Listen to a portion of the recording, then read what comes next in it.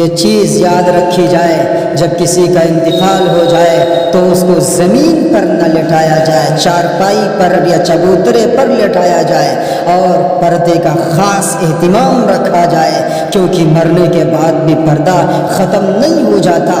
پردے کا خاص اہتمام رکھا جائے، وہ لوگ حاضر ہو جو محرم ہوں، وہ لوگ دیکھیں جو محرم ہوں۔ نامحرم کا دیکھنا کسی بھی صورت سے جائز نہیں ہے۔ حکم نامحرم اشخاص کے لیے ہے کہ عورت کو نامحرم کو دیکھنا جائز نہیں ہے، چاہے زندے میں ہو اور چاہے مرنے کے بعد ہو، اور جہاں تک محرم اشخاص کا تعلق ہے تو ان کے لیے چہرے کا دیکھنا کوئی حرج کی بات نہیں ہے۔ اور ایک مسئلہ یہ بھی ہے کہ اگر میت کے مصنوعی ریڈی میڈ دانت لگے ہوئے ہوں تو اگر ان سے کوئی حرج نہیں ہے تو وہ لگے رہنے دیجیے، اور اگر کوئی حرج ہے تو ان کو نکالے جا سکتے ہیں۔ اور اسی طریقے سے ایک مسئلہ یہ بھی ہے کہ میت کے اوپر سوگ کتنا منایا جائے۔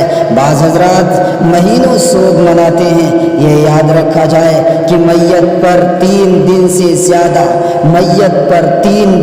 زیادہ سوگ منانا کسی بھی صورت سے جائز نہیں ہے۔ صرف بیوی کو یہ اختیار دیا گیا ہے کہ انہیں شوہر پر سوگ منا سکتی ہے، عام لوگوں کو اختیار نہیں کہ وہ مہینوں سوگ منائیں، بلکہ عام لوگ بس 3 دن سے زیادہ سوگ نہیں منا سکتا۔ اور جب کسی کا انتقال ہو جاتا ہے تو یہ معاشرے کا ماحول بنتا چلا جا رہا ہے کہ اس پر رویا جاتا، چلایا جاتا، چیخا جاتا، گریبان پھاڑا جاتا، چوڑیاں پھوڑی جاتی ہیں اور طرح طرح کی حرکتیں کی جاتی ہیں۔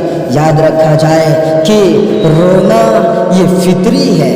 پیارے نبی صلی اللہ علیہ وسلم کی آنکھوں سے بھی آنسو نکلے ہیں جب آپ کے صاحبزادے حضرت ابراہیم کا انتقال ہو گیا تھا، اور اسی طریقے سے آپ کے آنسو نکلے ہیں جب آپ کے حقیقی چچا اور پیارے چچا حضرت ابو طالب کا انتقال ہو گیا تھا۔ آپ کی آنکھیں نم تھیں، رونا فطری بات ہے، لیکن میت پر واویلا کرنا اور یہ ساری حرکتیں کرنا کسی بھی صورت سے جائز نہیں ہے۔ پیارے نبی صلی اللہ علیہ وسلم نے فرمایا، من ضرب الخدود وشق الجیوب ودعا بدعوى الجاہلیت فلیس منا، کہ جو اپنے گریبان پھاڑے، جو اپنے گالوں پر تماچے مارے اور جاہلیت کا نعرہ لگائے، وہ ہم میں سے نہیں ہے، یا ہمارے دین پر نہیں ہے، یا ہمارے طریقے پر نہیں ہے، یا ہماری امت میں سے نہیں ہے۔ اس لیے ان چیزوں سے بچنا چاہیے۔ بس آنکھیں نمناک ہو جائیں، اشکبار ہو جائیں تو کوئی حرج نہیں ہے، یہ فطری بات ہے کہ انسان کو غم لاحق ہوتا ہے۔ اور جہاں تک تعلق ہے بیوی کا کہ وہ اپنے شوہر کو مرنے کے بعد چھو سکتی ہے کہ نہیں چھو سکتی ہے، اس کے لیے مسئلہ یہ ہے کہ وہ چھو سکتی ہے، کیونکہ ابھی وہ عدت میں ہے، نکاح اس کا نہیں ٹوٹا، اور جب نکاح اس کا نہیں ٹوٹا تو وہ ابھی اس کا شوہر ہے، اس کو چھو سکتی ہے، بوسہ دے سکتی ہے، اور غسل بھی یعنی نہلا بھی اس کو سکتی ہے۔ اور ایک اہم مسئلہ یہ بھی ہے کہ اگر کسی کا انتقال ہو جاتا ہے تو 1 یا 2 میل سے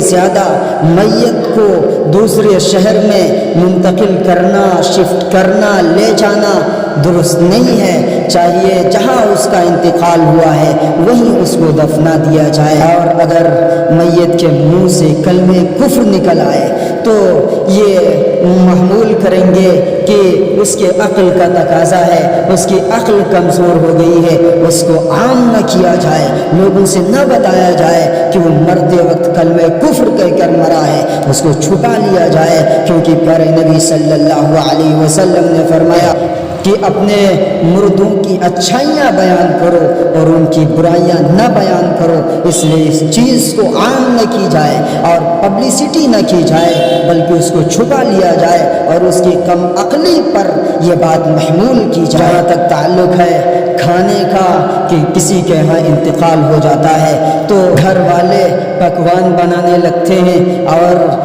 دیگے چڑھانے لگتے ہیں، بریانی بننے لگتی ہے۔ پڑوسیوں کو چاہیے کہ ان کے گھر کھانا پہنچا دے، کیونکہ ان کے گھر میں تکلیف اور رنج پہنچا ہے، ان کے بچے بھوکے ہوں گے، ان کو کھانا پہنچا دیا جائے۔ اور یہ بات بھی خاص طور سے یاد رکھی جائے کہ مرنے کے بعد اس کے بال وغیرہ کاٹنا جائز نہیں ہے، چاہے وہ ضرورت سے زیادہ ہی بال کیوں نہ ہوں، کاٹنا کسی بھی صورت سے جائز نہیں ہے۔ اور یہ ایک چیز رہ گئی کہ سر پر پٹی باندھ دی جائے اور پیر میں بھی چھوٹی سی پٹی باندھ دی جائے کہ پیر بالکل برابر رہیں اور ہاتھ کو سیدھا کر دیا جائے اور جسم کے جو حصے ہیں وہ بھی سیدھے کر دیے جائیں۔ پیٹ اگر پھولنے کا اندیشہ ہو تو اس پر کوئی چیز رکھ دی جائے۔ یہ پورے اعمال اور یہ پورے کام کر لیے جائیں۔ یہ ہے مرنے سے پہلے کے اعمال جو ہمیں کرنا چاہیے۔ اس کے علاوہ جو چیزیں ہیں وہ رسومات سے تعلق رکھتی ہیں۔